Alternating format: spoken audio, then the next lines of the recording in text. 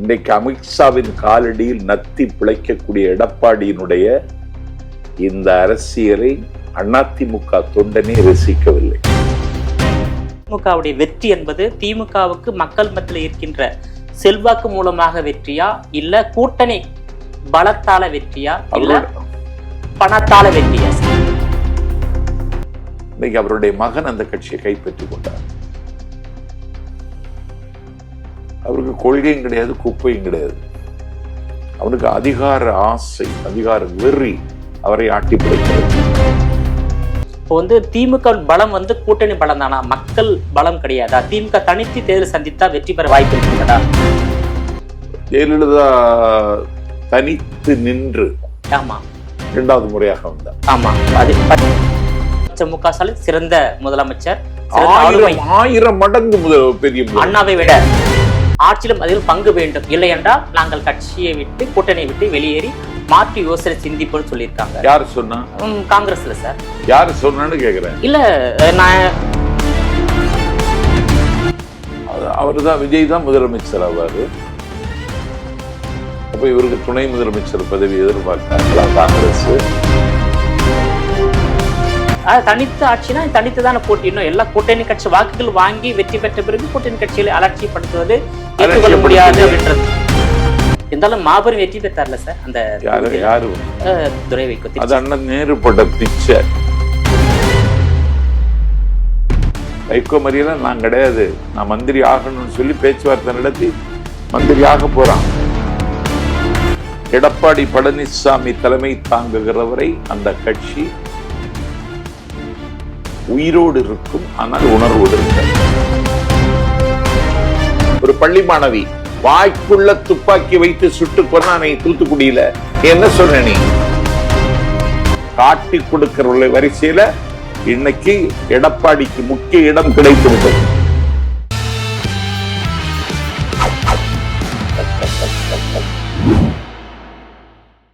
GeM TV நேயர்கள் அனைவருக்கும் வணக்கம். அரசியல் ஆடுகள பகுதியில் திராவிட கழக பேச்சாளர், எழுத்தாளர், தமிழகத்தின் மூத்த அரசியல்வாதி நாஞ்சில் சம்பத் அவர்கள் நம்மோடு இணைந்துள்ளார். அவரிடம் இன்றைய அரசியல் நிலவரம் குறித்து விரிவாக விவாதிக்கலாம்.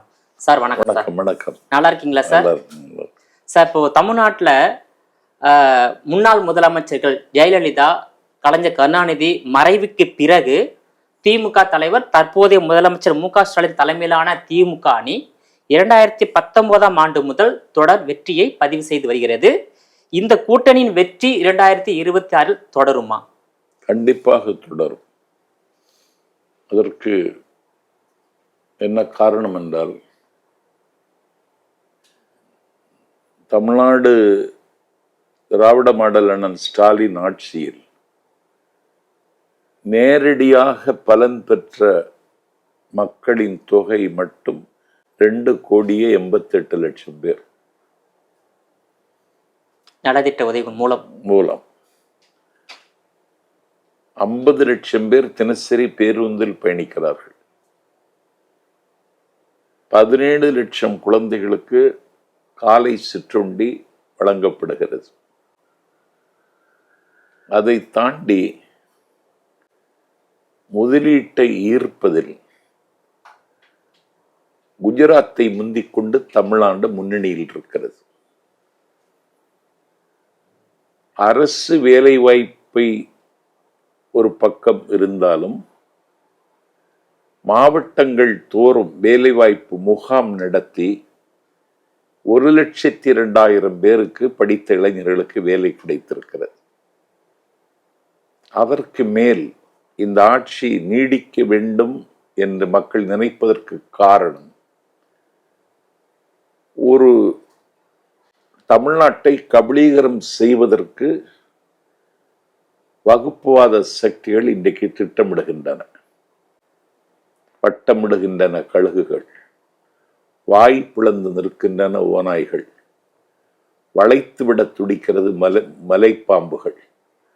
அதிமுகவோட கூட்டணி இல்லை என்று அறிவித்துவிட்டு இன்றைக்கு அமித்ஷாவின் காலடியில் நத்தி பிழைக்கக்கூடிய எடப்பாடியினுடைய இந்த அரசியலை அதிமுக தொண்டனே ரசிக்கவில்லை.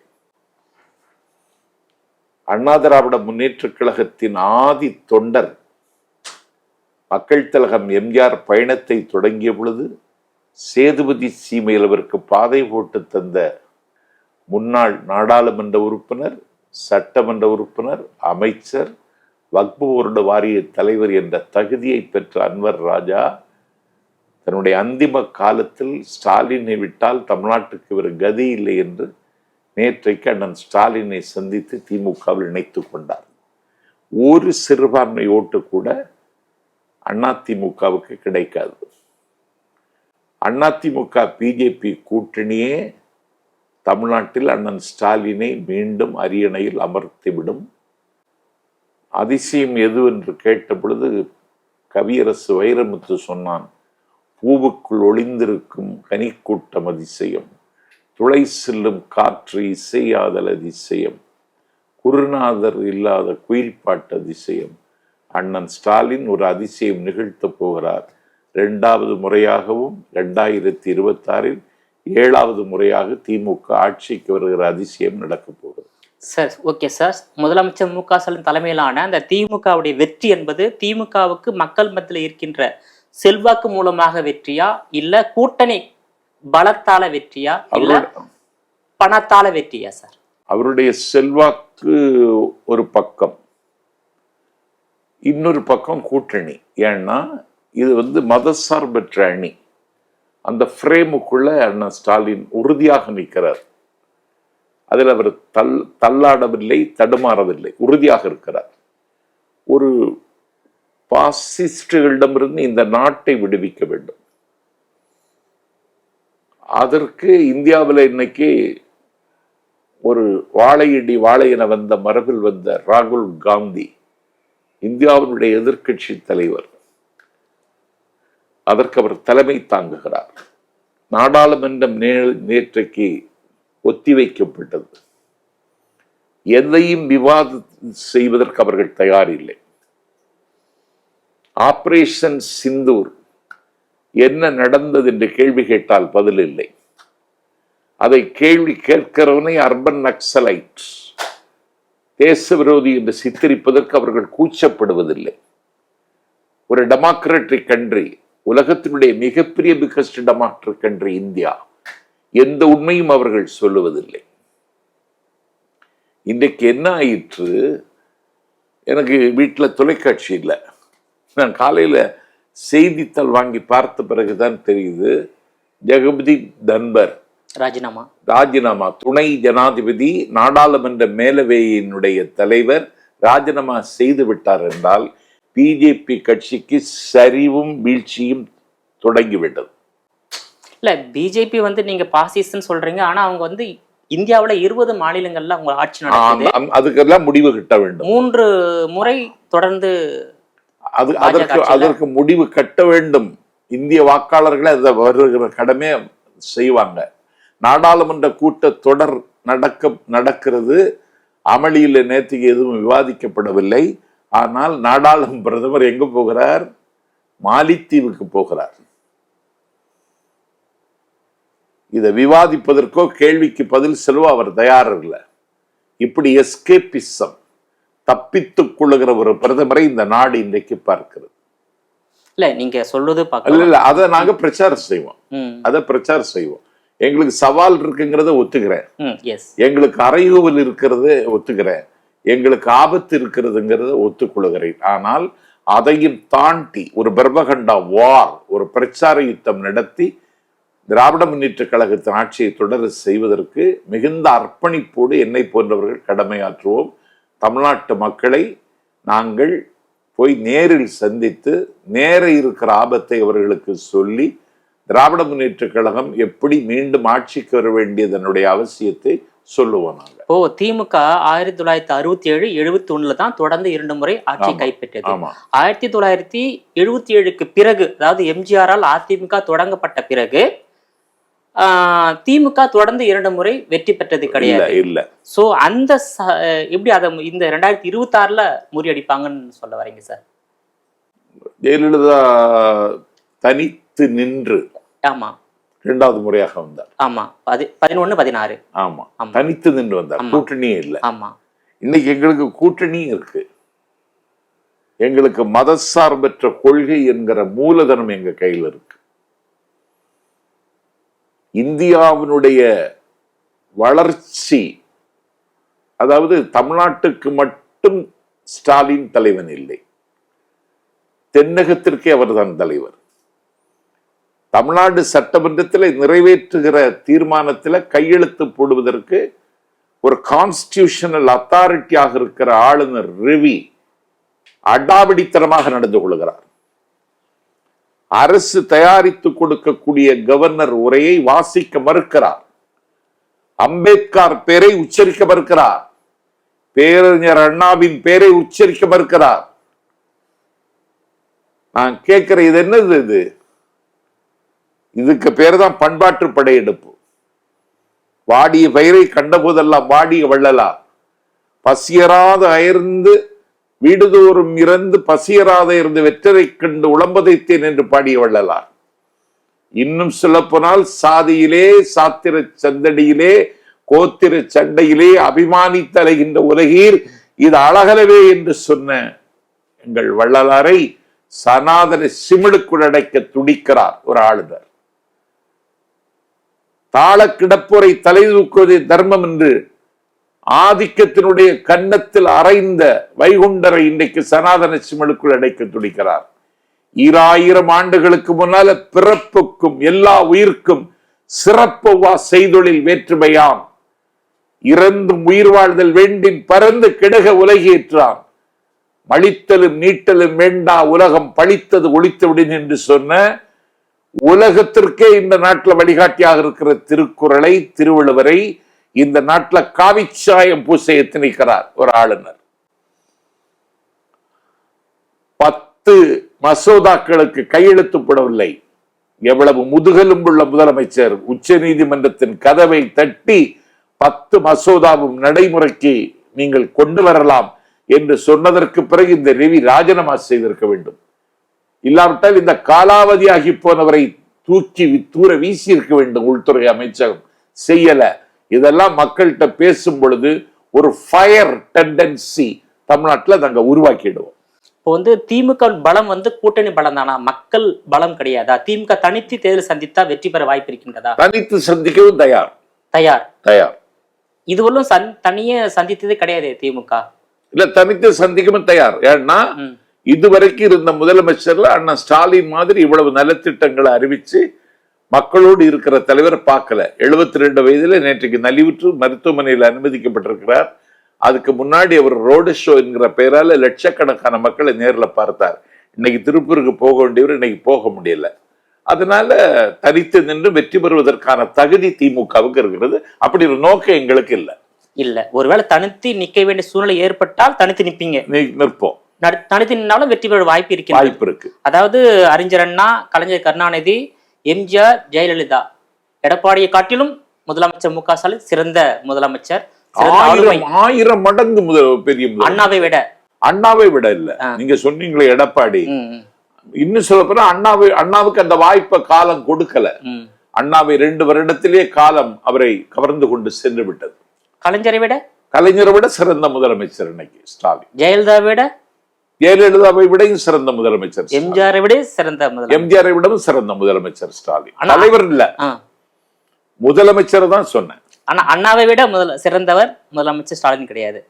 அதான் நீங்க அந்த காலம் அவர் சீக்கிரமா கொண்டு போயிட்டு கலைஞரை விட, ஜெயலலிதா அம்மாவை விட, மக்கள் தலைவர் எம்ஜிஆரை விட தமிழ்நாட்டுக்கு நிறைய செய்த முதலமைச்சர் அண்ணா ஸ்டாலின் தான். ஆனா எல்லாரும் வைக்கக்கூடிய கோரிக்கை என்னன்னாக்கா, இந்த 2026 தேர்தலில் திமுக தலைமையில் இடம்பெற்றுள்ள கூட்டணி கட்சிகள் அதிகமான தொகுதிகளை எதிர்பார்த்து காத்திருக்கின்றது. அதாவது மதிமுக, 2 இடதுசாரிகள், இருக்காது. காங்கிரஸ் காங்கிரஸ் இந்த முறை 50 தொகுதிகள் வேண்டும், துணை முதலமைச்சர் வேண்டும், ஆட்சியிலும் அதில் பங்கு வேண்டும், இல்லை என்றால் நாங்கள் கட்சியை விட்டு கூட்டணியை விட்டு வெளியேறி மாற்று யோசனை சிந்திப்போம் சொல்லியிருக்காங்க. யார் சொன்னா? காங்கிரஸ்ல சார். யாரு சொன்னான்னு கேக்குறேன். இல்ல, நான் கருத்து இருக்கிறது. இது குறித்து அகில இந்திய காங்கிரஸ் பொதுச் செயலாளர் கே.சி. வேணுகோபாலுடன் தமிழக கமிட்டி நிர்வாகிகள் பேச்சுவார்த்தை நடைபெற்று வருகிறது. சோ தமிழ்நாட்டுல வந்து தனித்து ஆட்சியை நீங்க விரும்புகிறீர்களா இல்ல கூட்டணி ஆட்சி விரும்புகிறீங்களா? 2026 தான் விரும்புகிறோம். தனித்து ஆட்சினா தனித்து தானே போட்டிடணும். எல்லா கூட்டணி கட்சி வாக்குகள் வாங்கி வெற்றி பெற்ற பிறகு கூட்டணி கட்சிகளை அலட்சியப்படுத்துவது ஏற்றுக்கொள்ள முடியாது அப்படின்றதான் சொல்றாங்க. அலட்சியப்படுத்தலையே. நேற்றைக்கு கூட மார்க்சிய கம்யூனிஸ்ட் கட்சியினுடைய செயலாளர் சண்முகம் அண்ணன் முதலமைச்சரை போய் சந்தித்திருக்கிறார். ஒரு காங்கிரஸ் கட்சி இணக்கமாகத்தான் இருக்கிறது.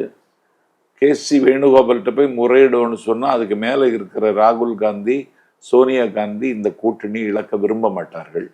அப்படி யாராவது தமிழ்நாட்டில் காங்கிரஸ்காரர்கள் பேசுகிறார்கள் என்றால் அவர்கள் அறியாமை என்கிற அந்தகாரத்தில் இருக்கிறார்கள் என்று அர்த்தம். இல்ல, திமுக வந்து காங்கிரஸ் கட்சிக்கு அந்த தொகுதிகள் கொடுக்கவும், துணை முதலமைச்சர் கொடுக்கவும், ஆட்சியிலும் அதிகள் பங்கு கொடுக்கவும் தயாராக இருக்கின்றதா சார் திமுக? அதுக்கு தேவையில்லையே. இல்ல, அவங்க அதை எதிர்பார்க்கறாங்க சார். காங்கிரஸ் எதிர்பார்க்கறாங்க. எதிர்பார்ப்பதற்கு இருக்கிற உரிமையை நாஞ்சில் சம்பத்து மறுக்கல. ஆனா திமுக அதுக்கு முன்வராது, கொடுக்காது. அது மத்தியில் கூட்டாட்சி, மாநில சுயாட்சி என்றது நீங்க திமுக வந்து ஒருபோதும் முன்வராது. கர்மவீர காமராஜரை பற்றி திருச்சி சிவா அவர்கள் தெரிவித்த கருத்தை நீங்க எப்படி பாக்குறீங்க சார்? நான் மிகுந்த கவலை அடைந்தேன். அண்ணன் சிவா இப்படி பேசி இருக்க கூடாது. டங் ஸ்லிப் ஆகும் எல்லாரும், எனக்கே ஆயிருக்கு. அது இந்த நேரத்துக்கு அதை சொல்ல வேண்டிய தேவையில்லை.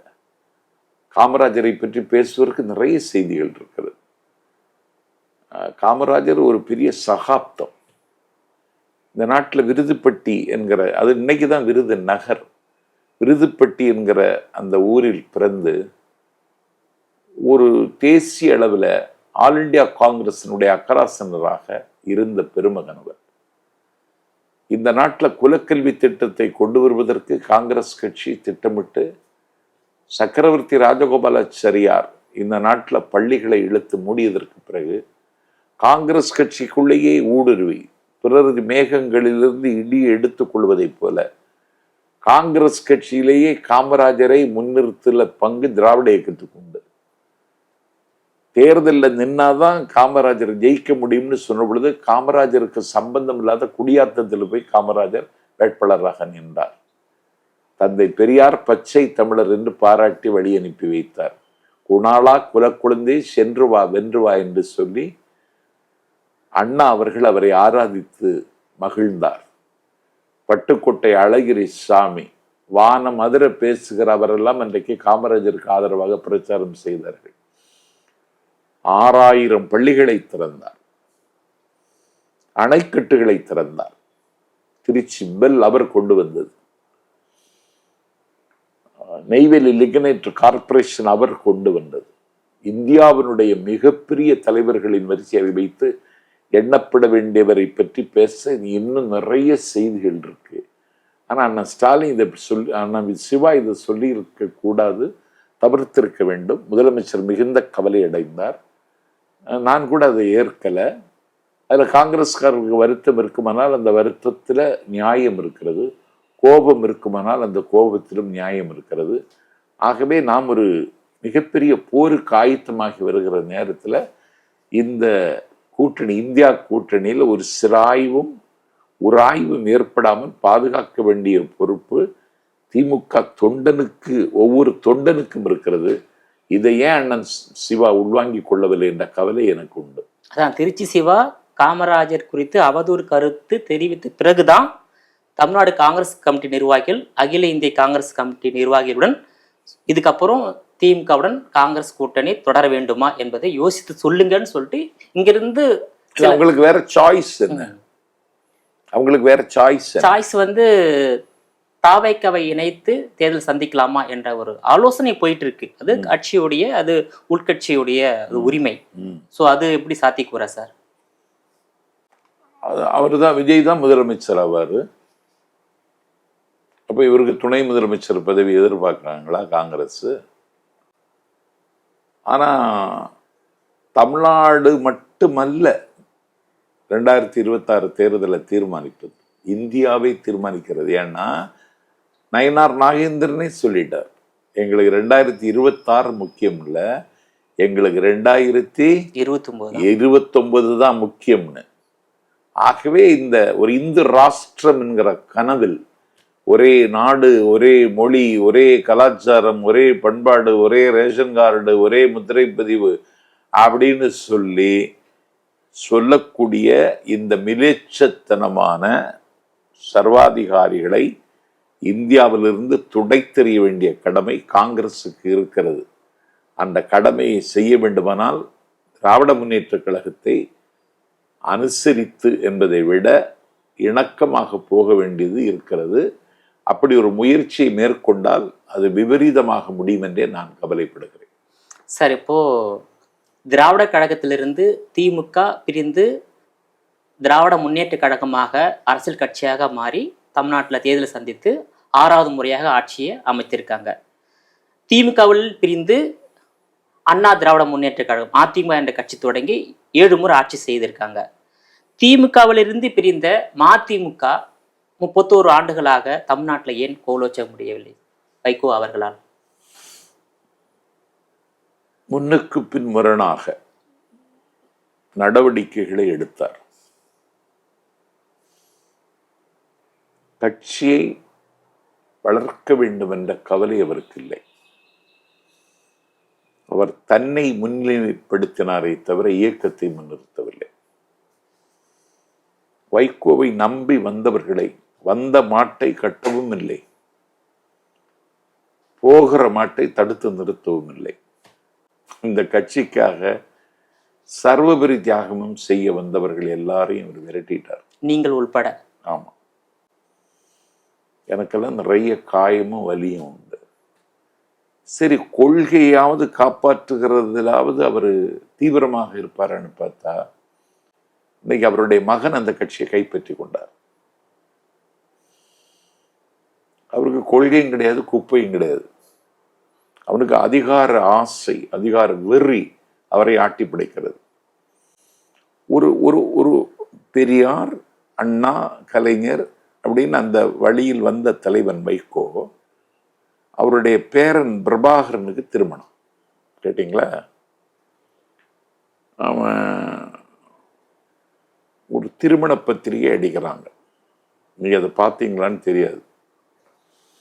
இது என்னுடைய மகனுக்கு அடித்த திருமண பத்திரிகை. நான் வள்ளுவரை மட்டும்தான் இதுல முன்னிலைப்படுத்தி இருக்கிறேன். மங்கள மணவிழா அழைப்புதல், இல்வாழ்வான் என்பான் இல்வுடைய மூவருக்கும் நல்லாற்றி நின்ற துணை. திருக்குறள். அன்புடையீர் வணக்கங்கள் பல. வான்புகழ் வள்ளுவர் ஆண்டு 1998 வசந்தமும் வாழ்வும் வாசலுக்கு வருகிற ஆவணி திங்கள் 17ஆம் நாள் ஞாயிற்றுக்கிழமை காலை 11:20 முதல் 12 மணி வரை உள்ள பொன் வேளையில் சான்றோர்கள் முன்னிலையில் திருவனந்தபுரம் நெய்யாற்றின்கரை பூவார் சாலையில் உள்ள ஸ்ரீராகம் திருமண மண்டபத்தில் நினைவில் வாழும் மணக்காவளை பாஸ்கரன் கோமதி மகன் வெளி பெயரனும், எங்க அப்பா பேர், அடைக்காக்குழி சகாதேவன் விசாலாட்சி மகள் வெளி பெயரனும், மருத்துவர் ஆனந்த மகாராஜன் மருத்துவர் மதிவதினி இளவலுமான எங்கள் செல்வ புதல்வன் மருத்துவர் சரத் பாஸ்கருக்கும், நினைவில் வாழும் கருமரம் சுகுமாரன் பார்கவி மகன் வழி பெயர்த்தையும், பிராய்முடு கோபிநாதன் மற்றும் சுலோச்சனா மகள் வழி பெயர்த்தையும், கருமரம் சசி ஸ்ரீஜா ஆகியோரின் செல்வ புதல்வியுமான மருத்துவர் ஆதித்யாவிற்கும் சான்றோர்கள் முன்னிலையில் நட்பும் உறவும் சூழ நடைபெற இருக்கும் மணவிழாவிற்கு நேரில் வந்த வாழ்த்த விளையும் நாஞ்சில் சம்பத், சசிகலா சம்பத் காத்திருப்போம் தங்கள் வரவுக்காக, எதிர்பார்த்திருப்போம் தங்கள் வாழ்த்துக்காக. இது நான் அடிச்ச திருமண அழைப்புதல். இதை எல்லாருக்கும் கொடுக்கறது, எல்லாரையும் கூப்பிடுறதுக்குரிய வசதி எனக்கு இல்லை. இது என்ன காமிக்குதுன்னா, இதுதான் திராவிட இயக்க உணர்வுங்கிறது. ஆனா வைகோவுக்கு மகன் அடிச்ச பத்திரிகையை பார்த்தீங்கன்னா திராவிட இயக்கம்னு சொல்லுகிற தகுதியை இழந்துட்டாங்க. அந்த பத்திரிகை என்கிட்ட இல்லை, நீங்க போட்டு பாருங்க. அப்படி ஒரு கொள்கைக்கு எதிராகவும் லட்சியத்திற்கு எதிராகவும் இருக்கிற ஒருவன் வைகோவினுடைய மகன். அவனுக்கு கையில கட்சி வந்துச்சு. வைகோ செய்வதறியாமல் திகைக்கிறார். இப்ப நண்பர் சத்யா மேல நடவடிக்கை எடுக்கணுங்கிறது வைகோவுக்கு விருப்பம் இல்லை, அவனுடைய அழுத்தம். ஐயோ, வைகோ கைகுலுக்கி வைக்கிறார்ல, அந்த கைகுலுக்கி வைக்கும் பொழுது அவன் கையில போனை வச்சிருக்கான். இடது கையில போனை வச்சுட்டு தான் குலுக்கிறான். அப்படி மனச்சாட்சி இல்லாத, மானுடத்தை நேசிக்காத, தோல் மரத்து பன தொழும்பன் அந்த பையன். கட்சி முடிஞ்சு போச்சு. இப்போ ஒரு ஆள கட்சியை வழி நடத்த முடியுமா சார்? தொடர்ந்து நீங்க யாரால? துரை வைகோவால மட்டும் நடத்தவே முடியாது. நடத்தவே மாட்டான். அவனுக்கு நோக்கம் அதுவல்லவே. அவனுக்கு இந்த நாட்டுல திருச்சி தொகுதியில வெற்றி பெற்ற ரங்கராஜன் குமாங்கிற மத்திய மந்திரி ஆயிட்டான். அதிமுக சார்பில் பாட்டாளி மக்கள் கட்சியிலிருந்து விலகி வந்த எழில்மலை திருச்சியில நின்று ஜெயிச்சு மத்திய மந்திரி ஆயிட்டார். நான் ஏன் மந்திரி ஆகக்கூடாது? வைகோ மறியெல்லாம் நான் கிடையாது, நான் மந்திரி ஆகணும்னு சொல்லி பேச்சுவார்த்தை நடத்தி மந்திரி ஆக போறான். துரை வைகோ பாஜகவில். ஆமா, பேச்சுவார்த்தை நடத்தியாச்சு, நடத்தி முடிச்சாச்சு. இப்போ 2026 இப்ப யார் கூட தேர்தல் கூட்டணி? யாரு? மதிமுக, பிஜேபி கூட. ஓ, மதிமுக பிஜேபி கூட. ஆமா ஆமா. எப்படி சார் உறுதிப்படுத்தி சொல்றீங்க? உறுதியா சொல்றேன், எனக்கு கிடைச்ச தகவலை சொல்றேன். அதனாலதான் அவரு உதயசுவர சின்னத்தில் நிக்க மட்டும் ஒரு பிடிவாதமா இருந்தாரா சார்? ஆமா ஆமா. இருந்தாலும் மாபெரும் வெற்றி பெற்றார்ல சார் அந்த யாரு? துரை வைகோ. அது அண்ணன் நேரு போட்ட பிச்சை. அமோக வெற்றி தானே சார்? அது நேருவினுடைய உழைப்பு கிடைத்த வெற்றி. நேரு ஆற்றலாளன், மக்களோடு இருக்கிற தலைவர் அண்ணன் நேரு. அண்ணன் ஸ்டாலின் கட்டளை எதுவாக இருந்தாலும் நிறைவேற்றுவதற்கு களமாடுகிற துணிச்சல் உள்ள தலைவன் அண்ணன் நேரு. இன்னும் சொல்ல போனால் அண்ணன் ஸ்டாலின் நாளைக்கு வானத்தை கிழித்து பந்தலிடன்னா பந்தல் போடுவதற்கு தயாராக இருக்கிறவர் நேரு. இந்த கூட்டணி வெல்லணும், 40 சொல்லிட்டோம், 40 வெல்லணும். துரை வையாபுரிய பொருட்படுத்தாதீங்க, இந்த கூட்டணி வெல்லணும்னு அண்ணன் ஸ்டாலின் சொன்னார், நிறைவேற்றினார். இவன் அவமதித்ததற்கு பிறகும் அண்ணன் நேரு அதை கடந்து சென்று இந்த வெற்றியை பெற்று தந்தார். துரை வையாபுரி ஒரு வார்டில் இருந்து ஜெயிக்க முடியாது திருச்சியில. திமுக பலத்தில் தான் அவர். ஆமா, கண்டிப்பாக. இப்போ திமுக 2026 200 தொகுதிகளை இலக்காக கொண்டு களம் பணியாற்றிருக்காங்க. 200 தொகுதிகளை வெல்லக்கூடிய வாய்ப்பு திமுகவுக்கு இருக்கின்றதா சார்? அது எங்க நோக்கம். அது எங்களுடைய நோக்கம். அதுக்காக திட்டமிடுறோம். அதனால எல்லா நல்வாழ்வு திட்டங்களையும் தமிழ்நாடு முழுவதும் பரவலாக கொண்டு சேர்க்கிற பணியை ஈடுபட்டு இருக்கோம். தொடர்ந்து இயங்குகிறோம், மக்களை சந்திக்கிறோம். அண்ணா சொன்னார், my dear brother, go to the people, live among them, learn from them, love them, serve them, plan with them. அது மாதிரி நாங்க பண்ணிட்டு இருக்கோம். அதிமுக 1972ஆம் ஆண்டு தொடங்கப்பட்டது. 77 முதல் முறையாக தமிழ்நாடு சட்டமன்ற தேர்தலை சந்தித்து ஆட்சிக்கு வந்தது. ஆனா 77 முதல் 2021 வரையில தொடர்ந்து 2 முறை தோல்வியை தழுவிய வரலாறு அதிமுக கிடையாது. அதே போல 77க்கு பிறகு திமுகவுக்கு தொடர்ந்து 2 முறை வெற்றி பெற்ற வரலாறு திமுக கிடையாது. இந்த தேர்தல் என்பது திமுக அதிமுகவும் மிகப்பெரிய ஒரு சவால், சாதனை செய்யக்கூடிய ஒரு தேர்தல். இதுல அதிமுகவுடைய எதிர்காலம் எடப்பாடி பழனிசாமி தலைமை தாங்குகிறவரை அந்த கட்சி உயிரோடு இருக்கும், ஆனால் உணர்வோடு இருக்காது. நீங்க எடப்பாடி பழனிசாமிக்கு தேர்தல் பிரச்சாரத்தை பார்த்து இப்போது அவர் போயிட்டு இருக்கார்ல, 200 ரூபாய் கொடுத்து கூட்டிட்டு படுறாங்க. அது எல்லா கட்சியும் நடக்கக்கூடிய. நான் என்ன கேட்கிறேன், 200 ரூபாய் கொண்டு வந்து நிறுத்துற, நீ பேசுற, நீ என்ன பேசுற? நீ திமுகவை அகற்ற வேண்டும் என்றால் ஏன் அகற்ற வேண்டும்னு காரணம் சொல்றியா? எனக்கு ஓட்டு போடணும்னா உனக்கு ஏன் ஓட்டு போடணும், அதுக்கு காரணம் சொல்றியா? நீ என்ன ஜெயலலிதாவா? நீ என்ன எம்ஜிஆரா? அவங்க வேல்யூ என்ன, உன் வேல்யூ? நீ என்ன தன்னை ஜெயலலிதாவா நினைச்சுக்கிட்டு நிக்கிற? நீ இங்க பாருங்க, தமிழ்நாட்டுல அரசியல் அறத்துக்கு உயிர் இருக்குமானால், ஒரு அறமற்ற அரசியல் செய்த இவனை தமிழ்நாடு நிராகரிக்கும். எழுதி வைங்க. Okay sir. இப்போ ஏன்னு கேக்குறீங்களா? சொல்லுங்க. இவன் முதலமைச்சர் கேண்டிடேட்டா? இவன் முதலமைச்சர் ஆகணும்னு அப்படி ஒரு சிந்தனையாவது தமிழ்நாட்டில் அதிமுகவிலேயாவது இருந்ததா? சிறைக்கு போவதற்கு முன்னால இவனை முதலமைச்சராக முடிசூட்டு போனார் அம்மையார் சசிகலா. நீ என்ன செய்திருக்கணும்? அவர்கள் பரப்புற அக்ரகார சிறைக்கு சென்று விட்டார்கள் என்றால் அங்க இருக்கக்கூடிய அரசோடு பேசி அவரை பாதுகாத்துக் கொள்ளுங்கள்னு சொல்லியிருக்க வேண்டாமா?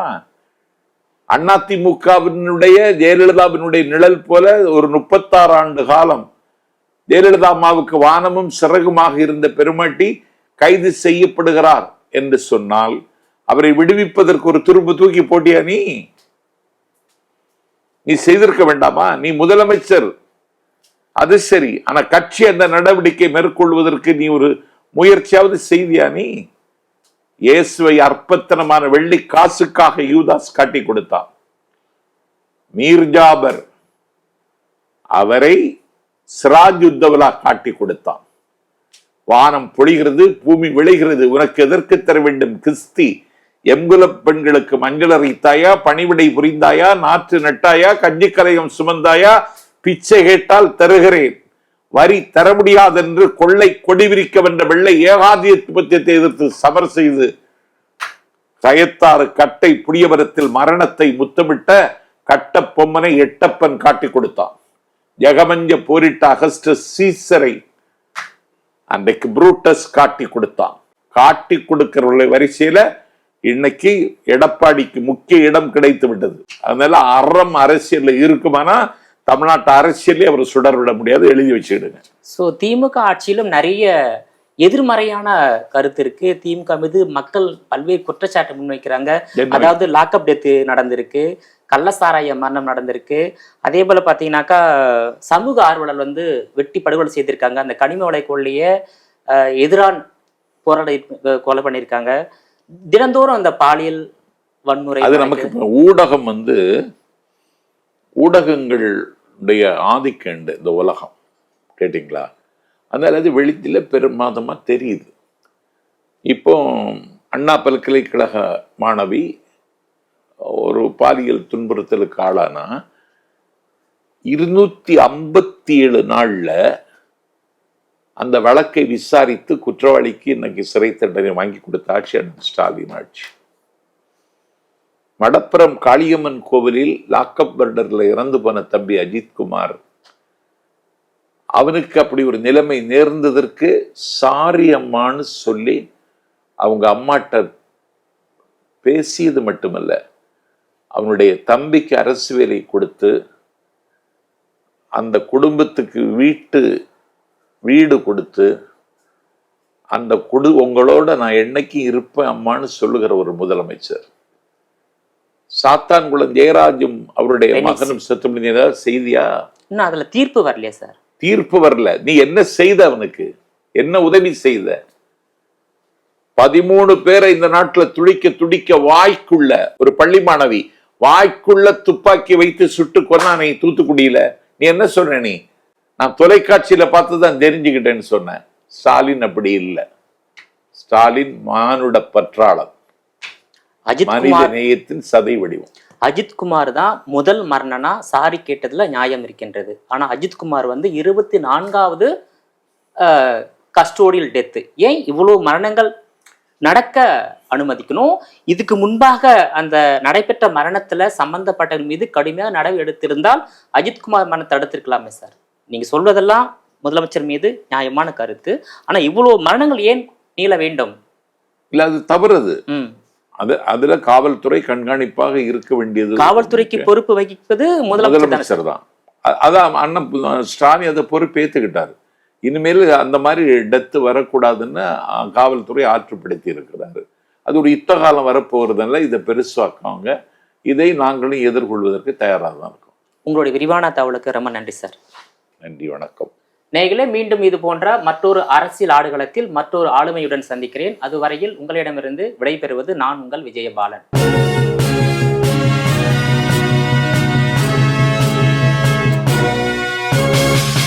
உடனுக்குடன் அப்டேட் தெரிந்து கொள்ள ஜெம் டிவி தமிழ் ஆப்பை இன்ஸ்டால் செய்யவும்.